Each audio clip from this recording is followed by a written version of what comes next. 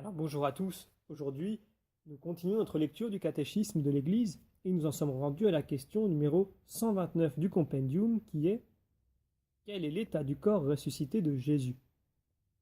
Eh bien, voici la réponse. La résurrection du Christ n'est pas un retour à la vie terrestre. Son corps ressuscité est celui qui a été crucifié et qui porte les signes de sa passion. Mais il participe désormais de la vie divine avec les propriétés d'un corps glorieux. C'est la raison pour laquelle Jésus ressuscité est souverainement libre d'apparaître à ses disciples comme il veut, où il veut, et sous des aspects variés.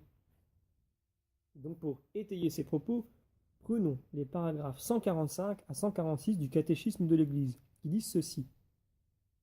Jésus ressuscité établit avec ses disciples des rapports directs, à travers notamment le toucher, voir Luc 24, 39 ou Jean 20, 27, et le partage du repas. Il les invite par là à reconnaître qu'il n'est pas un esprit, mais surtout à constater que le corps ressuscité avec lequel il se présente à eux est le même qui a été martyrisé et crucifié puisqu'il porte encore les traces de sa passion. Ce corps authentique et réel possède pourtant, en même temps, les propriétés nouvelles d'un corps glorieux.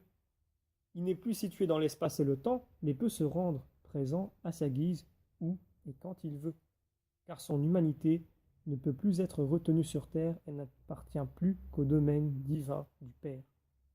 Donc voir notamment Matthieu 28, 9 ou encore Jean 20, 17. Pour cette raison aussi, Jésus ressuscité est souverainement libre d'apparaître comme il veut, donc sous l'apparence d'un jardinier ou sous d'autres traits que ceux qui étaient familiers aux disciples, et cela pour susciter leur foi. Donc on voit notamment Marc 16, 12, Jean 20, 14, etc.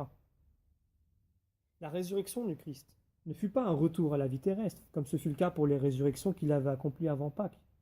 La fille de Jaïr, le jeune de Naïm, Lazare.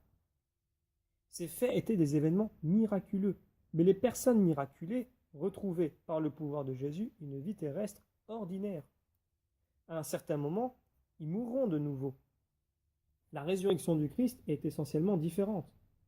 Dans son corps ressuscité, il passe de l'état de mort à une autre vie au-delà du temps et de l'espace. Le corps de Jésus est, dans la résurrection, rempli de la puissance du Saint-Esprit.